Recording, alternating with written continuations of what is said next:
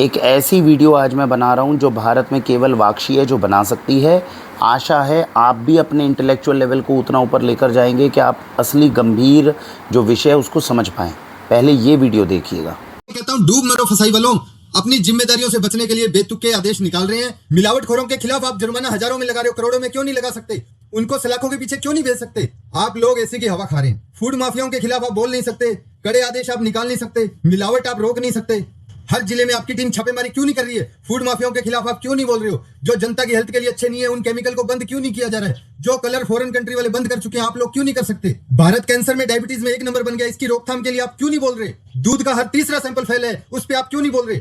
गाय भैंस को देने वाले पशु आहार में 4% यूरिया मिलाई जा रही है। आप कहाँ हैं? आप कब उठेंगे, कब जागेंगे? आप जब दुनिया खत्म हो जाएगी तब उठोगे आप। आज फसाई ने एक आदेश निकाला है। एक तरफ जहाँ 150 करोड़ लोग मिलावटी चीजें खाने को मजबूर हैं और एक तरफ फसाई लिखित में आदेश निकाल के बोल रही है कि खाने की चीज में इस्तेमाल होने वाले चाकू को जंग लगा नहीं होना चाहिए।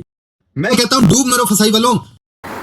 अब ये वीडियो जो आपने देखी, अब इसको देखने के बाद आपको लगेगा कि जो पहले तो मैं ये बता दूं, फूड रियलिटी 07 में जो ये भाई हैं, मैं इनकी बहुत रिस्पेक्ट करता हूं क्योंकि पूरे देश में जो काम ये बेचारा कर रहा है अपनी जान को जोखिम में डालकर, उतना कभी रिस्क मैं भी नहीं ले पाया। तो पहले तो हम उनके प्रति आदर अपना व्यक्त करते हैं। अब जब आप ये वीडियो देखते हो तो वीडियो देखने के बाद 99.9% लोगों को लगा होगा भाई बिल्कुल सही कह रहा है, तो होना यही चाहिए। FSSAI वाले कसूरवार हैं, सरकार बिल्कुल कसूरवार है।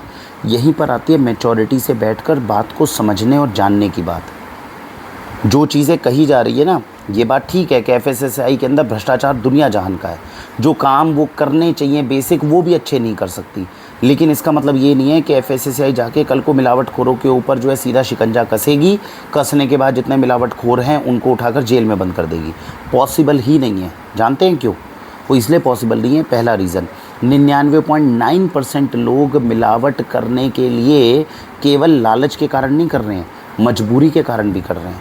भाई देश के अंदर 140 करोड़ लोगों को दूध पिलाना है। आपको जान के हैरानी होगी, शुद्ध दूध तो है ही नहीं। अगर कल मिलावट दूध के अंदर बंद हो गई तो आपको पता है होगा क्या? घरों में दूध नहीं पहुंचेगा। आप सरकार के खिलाफ आंदोलन लेके सड़क पे आ जाओगे, मेरे बच्चे को पीने के लिए दूध चाहिए, सरकार गिर जाएगी, FSSAI डिपार्टमेंट बंद हो जाएगा। क्योंकि इतने लोगों के लिए दूध आएगा कहाँ से? पशु से, प्राणियों से, गौ माता से। देश में इतनी गौ माता और पशुधन छोड़ा ही कहाँ। इसमें केवल FSSAI सरकार की गलती नहीं है, इसमें हम लोगों की भी गलती है।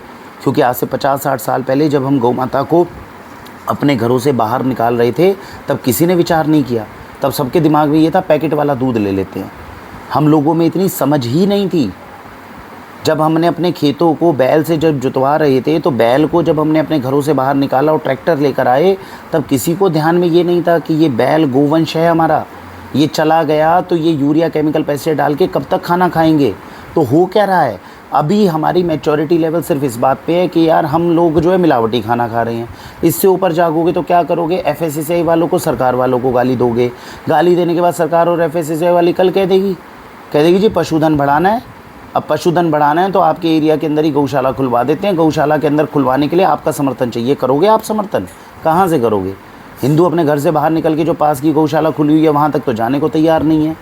तो केवल FSSAI और सरकार को दोष मत दीजिए, दोष हम लोगों का है। हम लोगों ने गौ माता का तिरस्कार किया है। हमने केवल पैकेट का दूध, हमने उसको व्यापार के रूप में ख़रीदा है।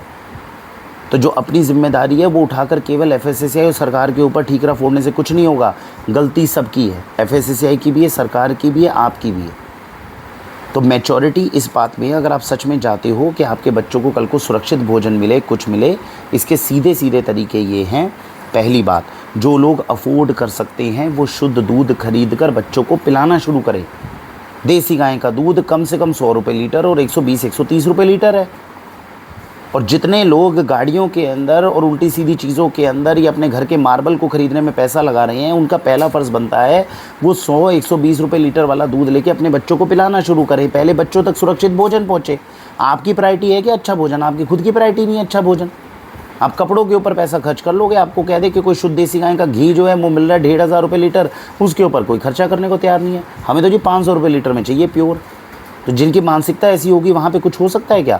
घी उतना ही महंगा था, पहले भी उतना ही था, आज भी उतना ही है।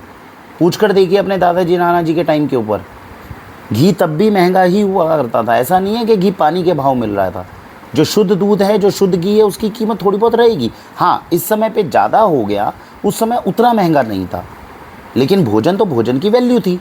तभी तो हमारे दादा नाना जो थे 2 जोड़ी कपड़े पहनते थे, लेकिन घी शुद्ध खाते थे।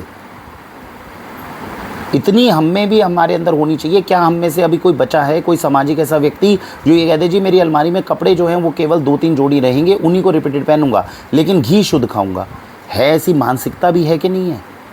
मानसिकता अगर होगी तो घी अभी इस समय 1000, 1100, 1200 रुपये लीटर में भी प्योर मिल जाएगा। तो इतनी तो कैपेसिटी होगी कि शुद्ध घी के प्रति आप दे दें। हमारे पूर्वजों ने तो कहा उधारी के ऊपर भी अगर घी मिलता है तो लेके बच्चों को खिलाना चाहिए।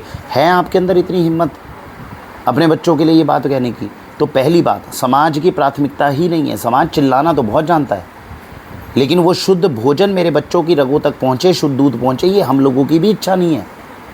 हम लोगों ने कभी उस चीज़ को प्रायोरिटी माना ही नहीं। अगर उस चीज़ को प्रायोरिटी मानते होते तो जो शुद्ध तेल मार्केट के अंदर आ रहे हैं अच्छे ग्रेड के, उसको हम प्राथमिक दे देते। 10 रुपये लीटर हमने हमेशा कम पैसे देके जो है इकोनॉमिकल तेल खरीदने की कोशिश की है। हमने ये नहीं कहा कि 10-20 रुपये एक्स्ट्रा ले जाओ लेकिन प्योर तेल दे दो हमें। बताइए, आप अपने पड़ोसियों से बात करिए, क्या हमारी कभी ये प्राथमिकता रही है क्या? तो जैसा हमने मांगा वैसा हमें मिला। आपको गाड़ियाँ अच्छी चाहिए थी, आपको गाड़ियाँ एक से एक एवन मिले। आपको कपड़े अच्छे चाहिए थे, एक से एक बेहतरीन कपड़े मिले। आपको अपने घर बंगले अच्छे चाहिए थे, वो आपको बिल्कुल आलीशान मिले। भोजन आपने कभी कहा ही नहीं मुझे अच्छा मिले, वो अच्छा मिल भी नहीं रहा। तो फिर रोना किस बात का? तो मैच्योरिटी क्या है? अब आप कहेंगे ठीक है, अगर कुछ लोगों को अभी लगता है कि बात से सहमत है तो आगे बढ़ने का तरीका क्या है? पहला, जो लोग अफोर्ड कर सकते हैं वो ऐसी चीज़ें ले। उससे क्या होगा, आसपास अच्छा भोजन मिलने की उपलब्धता बढ़नी शुरू होगी। ऑर्गेनिक स्टोर खुलते ही तो बंद हो जाते हैं आपके शहर के अंदर। क्यों बंद हो जाते हैं? कोई जाके ले ही नहीं रहा सामान। वो सारा सामान आप उठाकर पूरी दुनिया के अंदर एक्सपोर्ट कर करके खिला रहे हो, खुद अब खा ही नहीं रहे अच्छा। तो भारत उगाता तो पूरी दुनिया का सबसे अच्छा भोजन है, लेकिन वो जाता विदेश में है। आपकी देसी गायें हैं, गुजरात की गिर गायें, जिसको डेवलप करके ब्राज़ील के अंदर दूध प्योर कर दिया उन्होंने। अब गिर गाय की कीमत हमारे देश के अंदर ही उसके दूध की कीमत नहीं बन रही, हम लेना ही नहीं चाह रहे। तो पहला तो यही है कि आसपास के जो स्टोर्स हैं, जो आपकी गौशालाएं हैं, जो किसान है कल को कह रहा है कि भाई मैंने ऑर्गेनिक उगाया है, तो 2 रुपये एक्स्ट्रा खर्च करने की हिम्मत रखिए और उसको प्योर चीज़ दीजिए। इससे पहले वो स्टेबल होगा। जब वो स्टेबल होगा और जगह जगह पर ऑर्गेनिक चीज़ें अवेलेबल होनी शुरू होंगी, प्राकृतिक चीज़ें अवेलेबल होने लगेंगी, तब इसकी प्राइसिंग थोड़ी डाउन आने की कोशिश होगी। अभी बेंगलोर में बैठा हुआ किसान उठाकर आपको दिल्ली के अंदर सामान भेज रहा है, दिल्ली से बाइकर जो है वो निकलकर गाज़ियाबाद तक सामान डिलीवर करने आ रहा है, कैसे सस्ती हो जाएगी चीज़? तो थोड़ी आपको कैपेसिटी बढ़ाने की कोशिश करनी चाहिए अपनी, जो जो कर सकते हैं। जब इस तरह का माहौल बनेगा पूरे देश में अच्छा भोजन खाने का, तब ये कहीं जाकर अवेलेबिलिटी थोड़ी बहुत चीज़ों की आनी भी शुरू होगी। और ये अगर दिमाग के अंदर हमें कई लोगों को रखता है सर गरीब आदमी कैसे खाएगा, गरीब आदमी कैसे खाएगा, गरीब की चिंता मत करिए। गरीब तो रिक्शा वाला जो है वो सुबह से शाम तक पसीना इतना बहा रहा है कि उसके शरीर में जहर भी डालोगे वो जहर को भी ख़त्म करने की क्षमता अपने अंदर रखे बैठा है। कैंसर सीधा उस गरीब को इतनी जल्दी नहीं होने वाला। हम लोग जो सुबह से शाम तक फालतू की चीज़ों पे तो पैसा बहुत खर्च करते हैं, एसी के अंदर बैठते हैं, खाने के लिए हमें शुद्ध भोजन नहीं लेकर आना, उसके अंदर हमारी फिलॉसफी शुरू हो जाती है। और फिर अगर जाग भी गए तो ज़्यादा सरकार को हम गरिया लेंगे, FSSAI को गरिया लेंगे। इनको कुछ कहने से कुछ नहीं होने वाला। FSSAI और सरकार में सीधा बता रहा हूँ, जिस दिन उन्होंने एक्शन ले लिया आपके कहने के ऊपर, उस दिन अगले दिन FSSAI डिपार्टमेंट बंद हो जाएगा और सरकार गिर जाएगी। क्योंकि देश में शुद्ध भोजन है ही नहीं जो आपको खिला सकें। वो तो जो है ही नहीं वो लेकर कहाँ से आएंगे? वो आना तब शुरू होगा जब किसान मेहनत करेगा, आपके घर के अंदर पास में स्टोर्स आने शुरू होंगे, और वो तब आने शुरू होंगे जब ऐसे लोगों को आप प्रोत्साहन दोगे। खरीदारी आपको करनी है। मार्केट के अंदर अच्छी भी चीज़ मिलती है, घटिया भी मिलती है। आपने घटिया खरीदी है तो घटिया बिक रही है, आप अच्छा खरीदोगे तो अच्छा बिकेगा। भारत वंदे मातरम।